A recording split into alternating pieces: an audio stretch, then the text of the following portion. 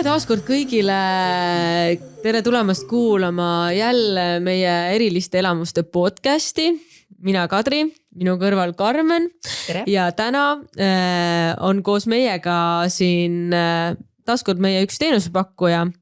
Ja tänaseks teemaks on kiired autod, sest meie vastas istub driftikunn Kristjan Salmre. Tere tulemast. Tere, aitäh, et kutsusite. Tere ka minu poolt.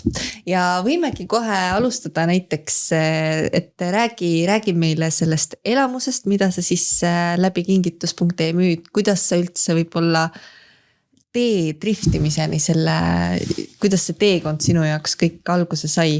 Oi, see on nii pikk jutt. See on pikk jutt, võib-olla ma teen natukene, alustame siis sellest, et mis see siis täpselt on, mida siis sa pakud? No, põhimõtteliselt drift on midagi täiesti teistsugust, eks ole. Et võib-olla lühidalt ja siimoodi tutvustavalt ütleks, et kui sa nüüd sõidad, eks ole, ringrajal autoga, sõidad 160 km tunnis ja siis tuleb kurv, eks. Siis ringraja autoga sa pidurdad oo maha ja üritad vältida igasugust refi libisemist ja läbid selle kurvi võimalikult kiiresti. Drifti autoga sa sõidad sinna kurvi poole 160 km tunnis, tõmbad käsipidurit ja lükkad gaasi põhja. Ja läbid selle kurvi põhimõtteliselt, mul on antud juhul 8-jõulise pommiga külge ees, juhitamatult. Aga tegelikult meil on, maailmal on väga vale arusaam driftist, et ei ole niimoodi, et me üritaks võimalikult kergelt autot libisema saada. Meil on tohutud investeeringud, arendused. Eestis on ka üks firma Wisefab, kes on üle maailma väga kuulus ettevõte ja ehitataksegi neid sillalahendusi ja refid, mis mul all on siis 265 ehk siis väga laiad, poolslikid, mis on mõeldud siis maksimum pidamise jaoks. Eks tegelikult me otsime sealt seda pidamist, mitte et auto võimalikult kergelt libiseks. Aga nüüd, et sellest pidamisest üle saaks, siis on ka autod väga võimsad. Palju võimsamad kui enamus teistes autospordilades. Ja mis auto see täpselt siis on, millega seal nüüd sõidab? Mina sõidan siis esimese seeria BMW-ga. See on E82 Coupé. Seal on originaalautost on siis mõned piilarid ja natuke kere järgi. Tegelikult auto on täiesti ümber ehitatud. Autol on 800 hobujõudu, 800 newtonit ja nagu mootorratas läheb pöördesse 9500 pööret. Ja ta on karburaatoriga mootor veel. Oi, nii palju neid meeste termineid tuli praegu sisse, et juba hakkab aju suitsema. No võin lihtsamalt öelda. See mootor on pärit Ameerika NASCARi sarjast. NASCARi on see, kus sõidetakse seda ovaali. Et see mootor on sealt sellise auto pealt päris võistlustel osanud mootor. Ja ma võib-olla ei olekski kõigest su terminitest aru saanud, aga kuna ma olen seda teenuse juures on siis see video, siis ma olen näinud kui kõvasti ja kui nii-öelda võimsalt ta suudab seal neid pöördeid ja asju teha, aga muidugi see on jälle teine asi, kui sa ise koged on ju, või sa lihtsalt nagu vaatad. No muidugi, videos on kusjuures see minu kõige esimene auto, et selle auto nimi on Surematu ja tema on ehitatud siis täitsa algusaastatel 2008 ja 2010 ja tema nimi ongi Surematu, sellepärast, et ta on läbi teinud kõik avariid, värgid, kõik ja ta ikka sõidab ja on alles ja kõigile meeldib. See auto on ka sellepärast eriline, et ta on E34, eks ole, E34 on siis ainult sedaani või siis touringut. Aga see auto on siis tehtud kompaktiks, et tagumikku põhimõtteliselt ei ole. Kui YouTube'ist natuke otsida, siis võib panna E34 kompakt ja siis seal on niisugune video nagu 5 seconds from sedan to compact. See on päris huvitav vaatamine, kuidas ma päris suure avarii tegin selle autoga. Okei, aga kas sa siis ise oskad ka neid autosid putitada seal või ehitada või? No minu elu keerdab ümber drifti, mul on nagu hobi ja töö koos, et ma olen nagu siis drifti võib ametlikult öelda maaletooja. Sain ka selle aasta alguses Eesti Autospordiliidult elutöö preemia. Palju õnne, väga äge. 12 aastat on siis nüüd seda drifti asja aetud ja mina ja Mark Koppmann oleme, meil on suur meeskond, of course, ja inimesed, kes nagu aitavad, aga oleme selle maale toonud, et selle suurema ajutöö oleme meie siis ära teinud. aga kas see on ka nii-öelda kallis ala, millega tegeleda, et noh, minule endale nagu tundub vaata kõik, mis puudutabki nagu mootoreid ja autosporti, et nagu. Mis puutub osaauto-tasusi, mis teistel nagu rallidel ja ringradadel on väga kõrged, siis selles suhtes on odav. Aga mis puutub nüüd sellesse, no ühe võistluse jooksul kulub mul 20 rehvi. 20 rehvi ühe võistluse? Ühe rehvi hind on umbes 100 eurot. Mul läheb umbes 100 liitrit kütust. Teate palju kütuse hind on, eks, aga mul on veel ei ole päris tavakütus, et mul on võistlus. Ma ei julge enam väga varsti vaadata neid hindu, ma lähen tangin suht nagu panen nagu silmad kinni. Meil on praegu see teenust, me pakume ka ju, see hind on 95 eurot. Meil läheb 3-4 ringiga läheb 2 rehvi. Et reaalsuses me teeme hea tegevust ja alareklaami selle kõrvalsõitudega, sest selle 95 euroga me ei tasu isegi neid sõite kinni. Ja, nüüd, kui nüüd mõelda, et kõik kliendid ka, kes on võib-olla vaadanud, et 10 minutit sõitu on ju 95 euri, et noh, hästi elame on ju, aga tegelikult päris nii see ei ole. Et... No, meil hakkab, kui me lähme, eks ole, me tavaliselt teeme neid kõrvalsõite trennis, me pakime eelneva õhtu asjad, vahetame rehvid, me võtame kaasa alati kuskil 20 rehvi, meil on 20 vilge. Me käime auto üle, mina vahetan 4 korda hooaja jooksul õli näiteks. Lisaks autoga juhtub asju, sest see on päris vägivaldne sportautodele. Ja siis me võtame, eks ole, treileri, veok, meeskonda vähemalt 2-3 inimest, et rajatasud, et juba rada võtab meie käest, eks ole, 3 tundi on 150 eurot. Et kui see kõik kokku panna, siis meil tegelikult üks siuke väljaskäik on 700-800 eurot. Pluss rehvid, 1000 eurot. Okay. Ja siis me teeme neid 95 euroga neid sõita. Sul peab päris hea põhitöö olema. No, mul on väga head sponsorid, kes aitavad. On tore kuulda. Põhitöö ongi see drift mul. Et ürituste korraldamine ja autode ehitamine. Väga kehti. Päris keeruline. Ei, no selles mõttes, et see on hea meel näha, et sa saad tegeleda, et see ongi su põhitöö, mis sa ju tegelikult tunnedki, et sa ise tahad tegeleda sellega, aga... Et see drift on nagu hästi populaarseks muutunud. Neid kõrvalsõite nagu soovitakse väga palju. Ma statistikat ei ole näinud praegu, et talvel mugu ühendust ei võeta, et ma ei tea, mis toimub. Aga suvel on küll, et ikka pidevalt sõidud toimuvad. Ma üritan koguda siuke 5-6 inimest korraga ja siis käime teeme selle ära. No, minu jaoks on see trenn. Et need inimesed, kes muga sõidavad, siis aitavad mul osaliselt katta kulusid, et ma saaksin trenni teha. Aga kus sa siis ise võistled? Kus sa siis käid võistlemas? Eestis on 4 etappi, Lätis on 4 etappi, Leedus on 2 etappi, Soomes on 1 etapp ja see aasta on ka Valgevenes 1 etapp. Ja palju. Kui ma raha kokku saan, siis ma tegelikult tahaksin osaleda Driftmastersil, mis on siis Euroopa meistrivõistluste sari, aga see teeb mingisugune 30-40 000 lisaeelarvet, mida hetkel ei ole. Aga mida seal võistlustel nagu hinnatakse üldse? Driftis hinnatakse sõidujoont, joon pannakse hindajate poolt paika. Seda märgistatakse nagu clipping pointidega või clipping zoonidega. Et see on siuke ala, mis siis märgitakse asfaldi peale, seal kriidiga värvitakse, sest tavalise värviga tavaliselt nende radadel ei tohi teha. Ja siis sa pead sõitma seal mööda seda etteantud joont, võimalikult suure nurgaga, võimalikult kiiresti. Ühe korra otsaks lased on 0 punkti ja oled kaotanud. Siis kui sa kvalifikatsioonis saad head punktid, siis sa saad edasi tandemisse. Tandem tähendab seda, et 2 autot on korraga rajal.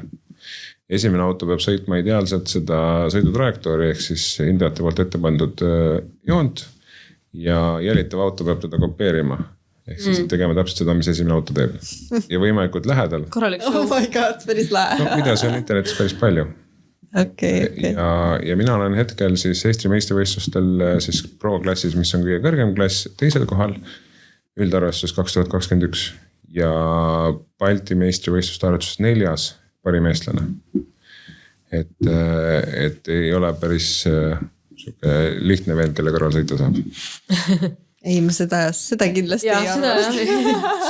Aga mis sa talvel teed? See mõttes, et siin väga kuskil vist ei drifti või selles mõttes, et jah, kindlasti see võimalus Ehitab autosid. väikeste tänavate peal driftida halvad teeolud aga. Ma olen see talv sõitnud maha üle 3500 kilomeetri külge ees. Ehk siis tegelikult on see, et vaenlane ei maga. Trenni peab tegema. Meil on väga palju sõitjaid, mitte ka neid, kes võistlevad, vaid ka lihtsalt inimesi tänavalt, sõpruskond on päris suur. Ja me paneme teelõike kinni. Osaliselt ametlikult, osaliselt mitte ametlikult, aga me paneme kinni niimoodi, et keegi ette ei saaks tulla.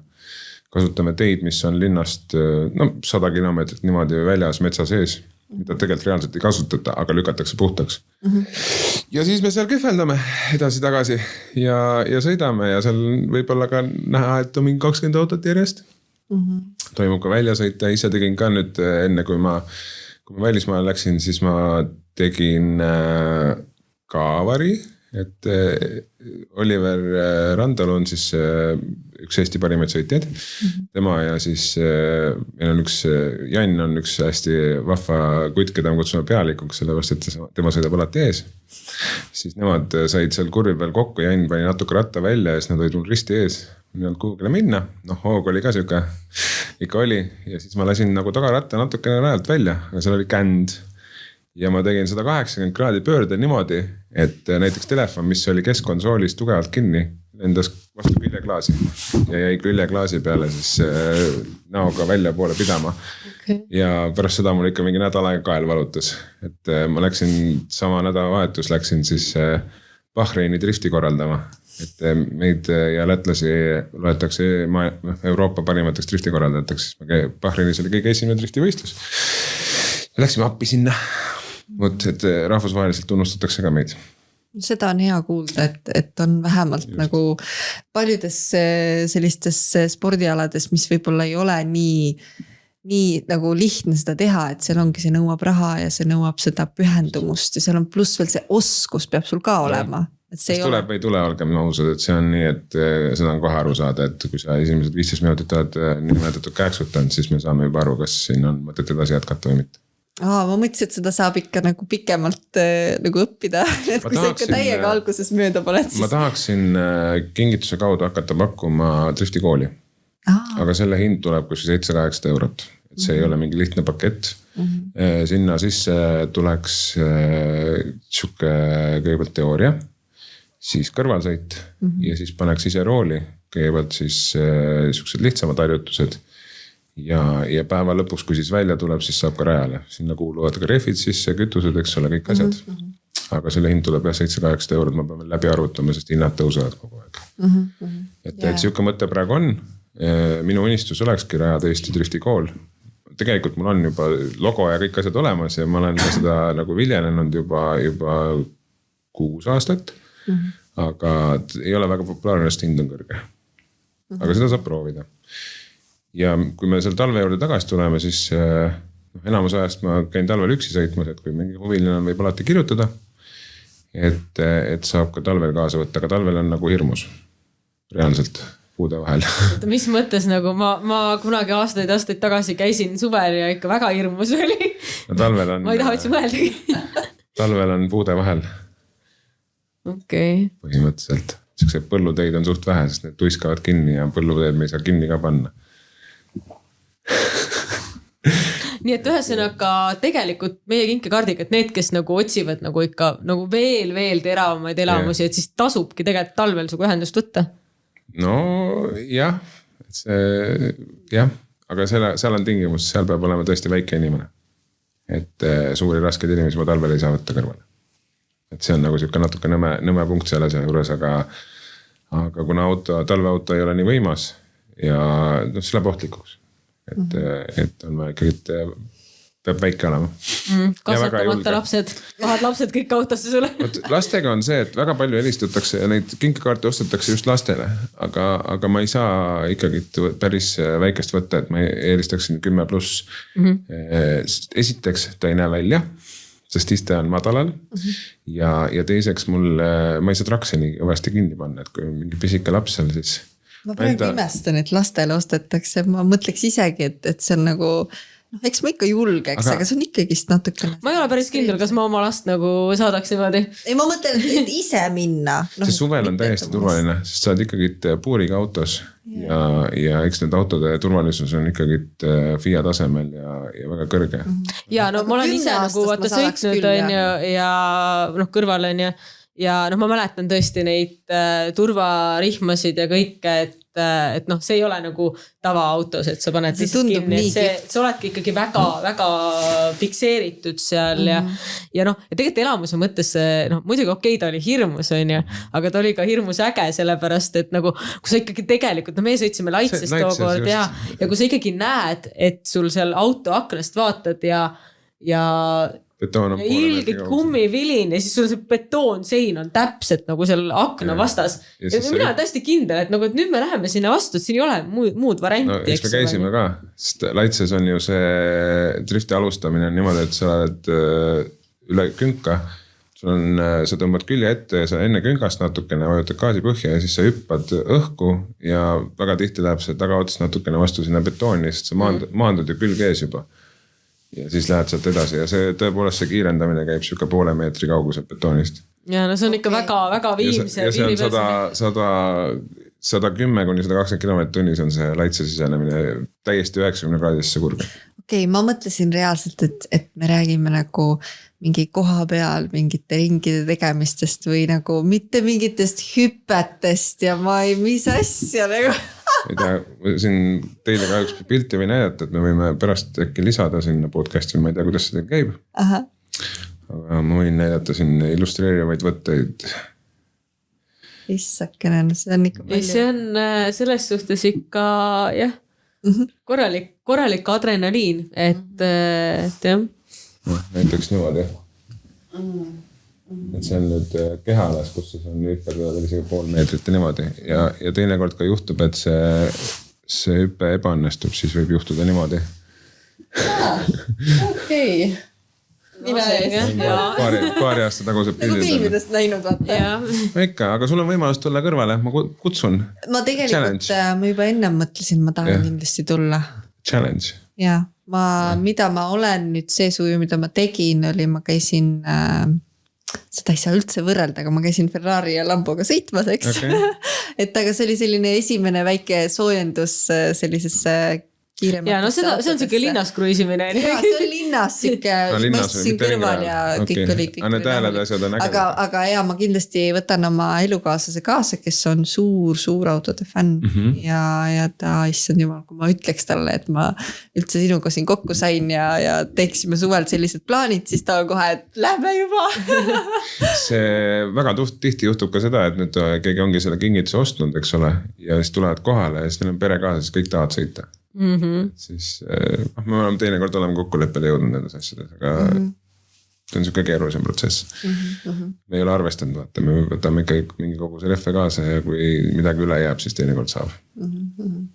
Väga kihvti asjaga tegeled ja jah, see on just nagu suur rõõm, et ikkagist on mingisuguseid toetajaid, sponsoreid, et sa saad nagu ka ise seda võistlust ja kõike nagu jätkata, et... No driftiga on vaata, kui ürituse korraldaja poole pealt on toetajatega nagu väga raske, sellepärast, et meil on mitu etappi, eks ole. Oleks üks suur etapp, oleks lihtne, eks ole, sa korjad sellele need toetajad kokku, eks ole, saad seal need summad kokku ja on lihtne korraldada. Aga kuna meil on nagu tegelikult 5 üritust hooaja jooksul, siis 5 üritusele, isegi kui me saame päris normaalselt toetada rahad, eks ole, siis me peame jagama need 5 ürituse peale, mis siis tegelikult võib-olla tulebki 1000-2000 eurot ürituse kohta, mis siis tegelikult... Kaob ära täitsa. Kui me väravad avame ja halb ilm on, siis on potentsiaalne miinus. Aga kui on ilus ilm, siis jälle läheb normaalselt, saab kõik arved makstud ja kõik on õnnelikud. Õnneks Eesti suvi viimastel aastatel on nagu suht palju isegi üllatanud meid, et... Talv ka. See aasta on küll imeline talv ja eelmine aasta oli ju täiesti lumevaba talv. Oli. Et siis sai isegi teha päris driftikatega trenni. Aga kus sul endal võib olla sellised mingid highlights või helgemad momendid või lemmikrajad või mõni kõige ekstreemsem? On sul mingisugune siuke lemmik? No ma olen väga kaua aega sõitnud, eks ole. Ja minul on see asi, et väga ei tunne enam seda adrenaliini. et mul on nagu, istun seal autos, eks ole, ma olen strapitud kinni seal kõvasti ja mul on ju, tegelikult mul on, eks ole, soe pesu, siis on tulekindlad sokid, baklaava, see on niisugune sukk, mis käib pähe, siis mul on seal kombinasoon, kinnised jalanõud, kindad, kiiver ja autos on kuskil 50 kraadi. Ja siis ma istun seal stardijoone peal ja siis ma mõtlen, et tahaksin ujuma minna. Juba need, ma ei tea, juba see kiiver pidi sul mingi 2-3 tuhat maksma. See praegu ei ole uus, tuleb juba 2000 eurone. Jah, ei noh, täitsa mõtlengi, et see on ikka tohutult kallis. See aasta on selles suhtes väga raske, et ma pean välja vahetama omal istmed, mille on homologeering läbi. Homologeering on siis FIA poolt antud siuke kvaliteedi aeg. Istme traksid, kombe ja kiivri ja see on mingi 5000 eurot. Et see hooaja algus saab olema siuke päris keeruline, sest rehve on ka vaja ja praegu rehvi tarnijad, kuna Hiinas on elektripõud, siis tehased on niimoodi vahelduvalt kinni, osa töötab, osa ei tööta, nad vahetavad neid, siis ka rehvi tarnetega on probleemid. Pluss kõik konteinerid, mis siis neid kaupu toovad, on kuidagi sattunud niimoodi, et on USA pool, aga USA pool välja väga ei tarni. Siis USAs on nagu tohutud konteinerid ja samas seal ida pool on siis konteinerite puudujääk. Ja kui varem saime selle konteineri rehve saime siia 1000 euroga umbes, siis praegu on see 10 000 eurot. Transpordi hind puhtalt. Et see tõstab kõik ka selle rehvi hindasid ja noh, kui sa arvestad, et mul on hooaja jooksul 180-200 rehvi läheb. Ouch. Just. 180-200. No see on tükka kogus, et ma mõtlesin, et ma ei oska isegi visualiseerida nagu seda kuskil hunnikusse nagu. Eelmine aeg ma lõhkusin 8 velga ära, et see läheb ka veel sinna potti. 2 sillatala, 2 amorti ja veel mingeid sillajuppe ja eks ütleme, et iga hooaeg vahetad terve kere nagu välimuse ära, ehk siis kõik need pealmised kihid. See auto on tegelikult niimoodi ehitatud, et kui ma kõik plastikud uksed asjad ära võtan, siis ta on täiesti sõitev auto. Võiksin taga edasi võistelda, aga reeglid näevad ette, et mul peavad kõik kerepaneelid küljes olema. Et sellest kerepaneelidest ei sõltu nagu midagi tegelikult. Aga see nagu, see tundub nii palju tööd, see nagu see armastus selle spordi vastu võib olema lihtsalt nii suur, et see pühendumus, aeg, raha, kõik sinna panna. Jah, me 2-3 teeme seda. Mul on väga hea sõber mehaanik Kristo Päästel, kes on samuti sõitja. Kõik mu mehaanikud läbi aja, kui nüüd hakata mõtlema, on hakanud sõitma. Et siis mul on nagu, kui ma lähen võistlustele registreerima, siis meil on Liis on siuke tore sekretär. Liis ütleb alati, et sul ei ole ju mehaanikuid. Kõik mu mehaanikud on kas driftid töötavad kuidagi moodi, on näiteks Vallo Velt on starter, Kristo Päästelt sõidab, Madis teeb seal muid asju, eks ole, siis ongi, mul ei ole mehaanikuid. Aga tegelikult me oleme kõik koos ja saame hakkama. No väga äge, sul on järelikult selline nii-öelda sütitav power selle ala vastu endal, mida sa saad nagu ilmselt niimoodi edasi anda. Just. Ja driftis on meil see kihvt asi, et ütleme, et erand kinnitab reeglit, see on alati nii, aga driftis on kogu see boksiala, kõik võistlejad, siis oletame, et mul juhtub midagi, mul on kohe kamp ümber. Kõik tahavad aidata ja toovad mingid, veavad oma juppe kuskilt kohale, võtavad oma autolt alla. Ja see on nagu vastastikune ja see kogu aeg käib seal ei ole niimoodi nagu kuskil ringreas või rallis, et iga tiim on oma ette ja kedagi ei huvita, mis teised teevad ja siuke, kõik on nagu võib öelda sõbrad ja reaalselt saavad hästi läbi. See on väga kihvt, see nagu oma pere, drifti pere. Oma ikkagist community täiesti nagu. Ikka, jah. Ja suhtleme nagu ka talvel. Ja see ma kujutangi ette ongi tegelikult selle asja võti, et kuidas sa seda nagu nii jätkusuutlikult oled nagu teinud, et isegi kui on rasked ajad, siis sul on see oma community, oma tiim, oma nagu sihtmi pürgite. Aga kuidas sa üldse sinna nagu jõudsid? Juba lapsest peale või isa või kuidas see? 13-aastaselt, 10 aastat õpetas isa mind sõitma. 13-aastaselt mul oli vana isa musu, sellega ma sõitsin, siis isal oli tööauto, oli Volkswagen Polo, sellega ma juba sõitsin ringi, need olid valeveolised, eks ole. ja siis ma ostsin vist 16-17 aastast oma esimese E30, see oli BMW, nüüd on mul olnud kokku 21. Autosid mul üldse väga palju on, no sealt hakkas arenema, et kui sul on tagarattaveolne auto, siis ikka on vaja proovida seda. Ma mäletan, et kui ma alustasin, siis mul, kuidas nüüd öelda, algaja, siis ma lõhkusin vist ühe suve jooksul 9 diffrit ära. Sellega, et ma lasin need kuumaks, see tähendab, et mul oli vaja igast ringi asju kogu aja teha, mingit jama koha peal põletada ja oss. Ma mõtlen ka, et ma usun, et mina olen ka sõitnud võib-olla tagaveolisega, aga mul ei ole seda kihki, et mul on vaja vajutada ja proovida. Mitte kuskilt otsast ei tule seda. Ja mina olen ühe korra sõpruse puiestel kogemata tühjal teel talvel suutnud tagaveolisega teha ühe pirueti. Ja see jääb nagu viimaseks driftiks mulle põhimõtteliselt. Et kui 99. aastal oli vist 98 või 99 oli esimene aasta, kui ma sattusin street race'ile. Siis see oli minu jaoks nagu siuke kogemus. Käed värisesid ja ütleme niimoodi, nii ebareaalne oli see kõik, nii äge. Et siis ma hakkasin seal kohal käima iga nädal.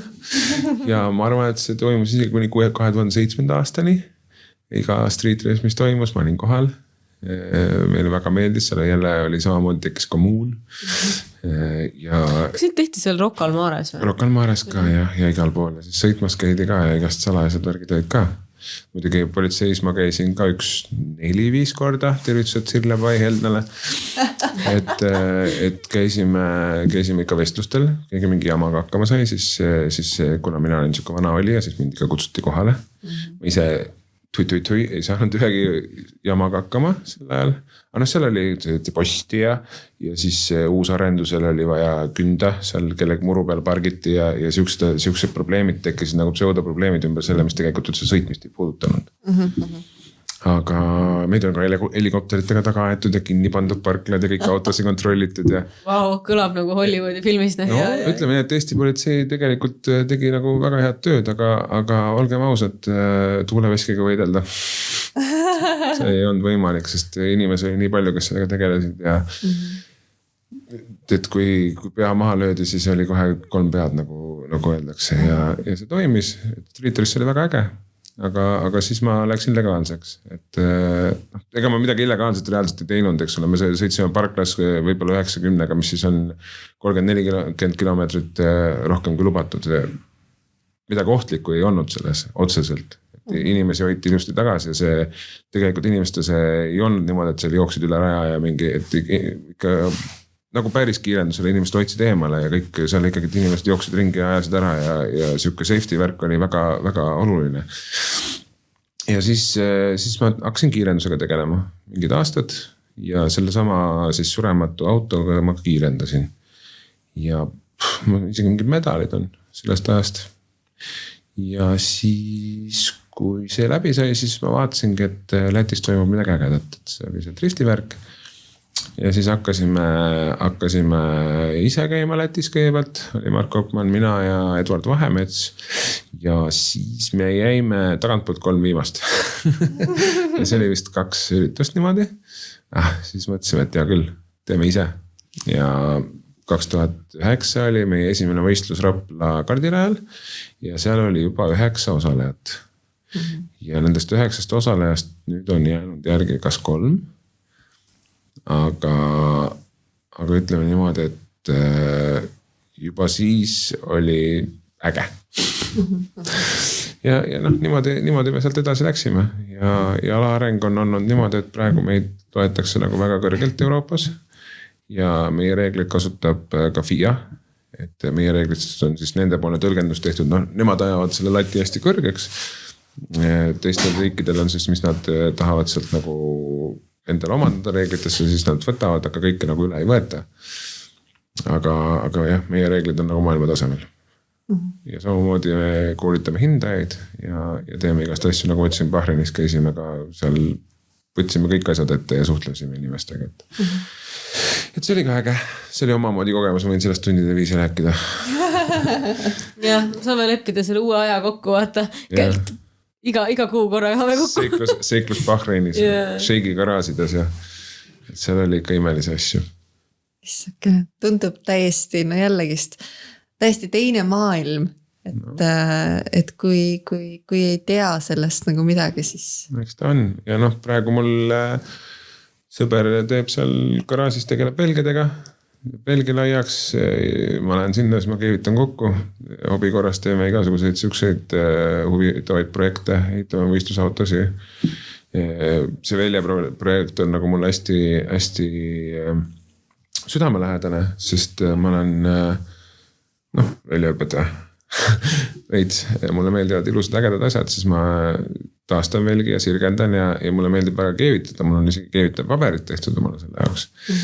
Ja siis me tegeleme nende asjadega. No see ongi vaata, et üks asi viib teiseni. Et sellised loogilised sammud. Just. Et ütleme niimoodi, et ma ei ole saanud rikkaks selle alaga ja selle asjadega. Et kui nüüd võtta selle 12 aasta nagu jooksul, siis ma enam-vähem olen nullis omadega. Aga kõik need lisatööd ja asjad ja tutvused ja kõik see on nagu ära tasunud ja elukogemus muidugi. Et ma olen nii paljud asjadega kokku puutunud praegu ja ma võin südamest öelda, et ma väga vähe on asju, millega ma hakkama ei saa. Ma võin sünnitusega vastu võtta. just. Ei, no väga kiht. Et see drift on et ma soovitan kõigil seda kogemust, tulge lepime aja kokku. Me alustame see aasta ilmselt juba aprilli lõpust, vaatame ilmade järgi. Autod on valmis juba praegu, et võiks kas või kohe sõita, aga ütleme siukse ilmaga ei tahaks lõhkuda. Ja kuna mul on karburaatoriga pill, siis ma pean seal seadistama iga õhuniiskuse ja temperatuuri järgi, et see palju ei ole neid inimesi, kes Eestis seda suudavad teha ja ma pean ise hakkama saama kuidagi. Siiamaani on õnnestunud. Ja kaua kingituses, kaua see koostöö on olnud? No ikka on. Ikka on ja 2012-13 äkki või? No siis ja ikka päris kaua ja see on täpselt siukene number juba jälle, et kui hakkad mõtlema selle peale, siis tunned, et issand, päriselt oleme nii vanad või? Inimesed on vist vahetunud ka siin. Ja mõned ikka päris palju on meil vahetunud ka inimesi vahepeal. Ma praegu isegi ei teadnud, keda oodata. Aga selles mõttes, et sinu tuttavad näod on ilmselt ka mingil hetkel siin võib-olla isegi tagasi tulemas, et meil ka siin paljud beebipuhkusel ja nii edasi. Aga päris mitu aastat ikka juba et sinna 10 kanti vist hakkab tiksuma. Just, umbes sinna kanti. Vot.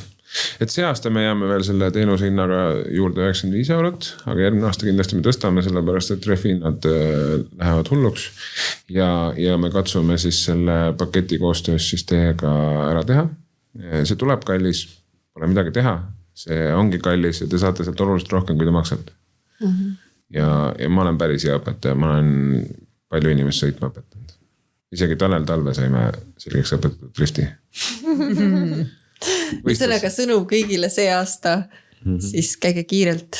Ja ostke kiiresti ära, käige ära ja et saate veel. Ja tegelikult hakkab nii meeldima, et jääbki tagasi kogu aeg. Ja ma palun kannatust, kui te selle paketi ostate, et siis mul on alati kokkulepe, et saadab mulle selle koodi, saadab oma telefoninumbri ja sõnumiga ja siis ma annan teada, millal sõit on, sest driftiga on see, et ma ei saa iga kell igal ajal minna, nagu te aru saate, see on väga kulukas. Ma pean rajad planeerima asjad ja ma peangi ikkagi need mitu inimest kokku ajama ja siis käime, et sellega tuleb natuke kannatuslik olla. Vahel saab ka kokku leppida niimoodi, et kui kellelgi on sünnipäev või midagi, et siis ma üritan ajastada oma trenni sinna. Et on ka niimoodi juhtunud mõned korrad. See on kindlasti hästi lahe elamus ka näiteks tüdrukute õhtule, pruudile. Neid ma olen teinud, neid on nagu olnud eraldi kohe siuksed paketid on. Et siis tuleb otse minuga ühendust võtta, et siis alati arutame läbi. Et poissmehed, tüdrukud, just kõige hullem oli 21 naiste rahvast, kes kõik tahtsid sõita ja see võttis aega vist 5 tundi. Aga 21. Kõik kiljuvad seal külje peal. Seda sa pidi pea hirmsasti valutama kindlasti pärast ma kujutan ette. Aga jah, et kõik saavad sõidetud, aga tuleb natukene varuda kannatust nende asjadega, sest ei ole nii lihtne. Ei, aga tegelikult ma arvan, et meie kliendid juba teavad ka, et kõikide selliste nagu ägedamate, ekstreemsemate asjadega, ma ei tea, kuumaõhupallid ja mingid purilennud või mis iganes, et ei ole niimoodi, et sa lihtsalt oleneb ilmast on ju, et see ei ole nii, et ma nüüd homme tahan tulla või nüüd et sa peadki nagu planeerima ja kokku leppima. Üldiselt ma kingituse sõita vihmaga ei tee, sellepärast et see suits on nagu üks faktor, mis siis, et kui sa nagu finišisse jõuad ja gaasi maha lased ja siis tuleb see kõik pahmaki sulle sisse, sa ei näe mitte midagi seal ongis, et see on nagu omaette elamus juba. Sa ei oska seda oodata, sest sõidu ajal on mul puhub tuul sisse. See suits jääb kõik välja, aga siis ma lasen gaasi maha, raugeb ja siis on terve tuba lumivalge seest, mitte midagi ei näe, see on nagu reaalselt oma nina ka ei näe. Oh my god, äge, ei väga kihvt.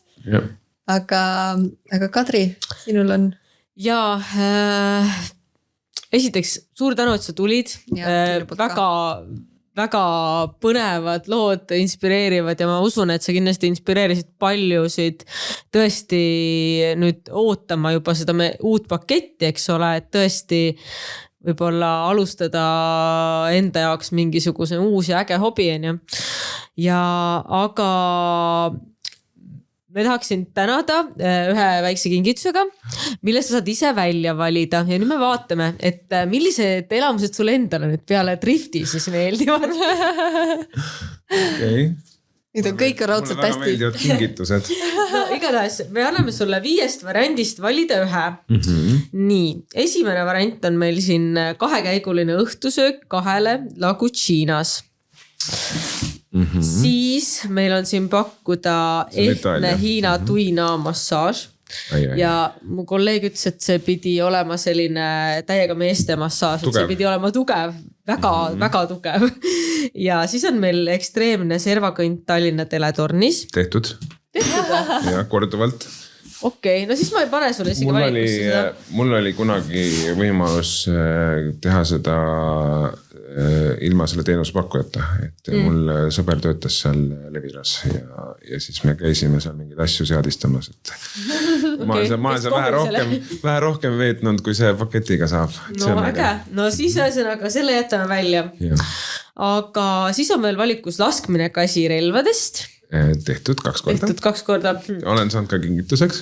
Ja siis on tai õlimassaaž. Vot nii. Nii. Mina olen väga suur massaažilemb. Oled? Kui ma reisimas käin näiteks Tais või Balis, siis ma iga päev käin massaažis. Kas teil on teada, kumb massaaž tugevam on? No ma ei tea, kui me nüüd Martat usaldame, siis see Hiina massaaž ilmselt jah, sest et ta eile väitis mulle, et see on ikka tõesti väga karm asi. Okay, ja ta on selline tugev naine. Väga hea, mulle meeldib, ma valiksin selle, kui tohib.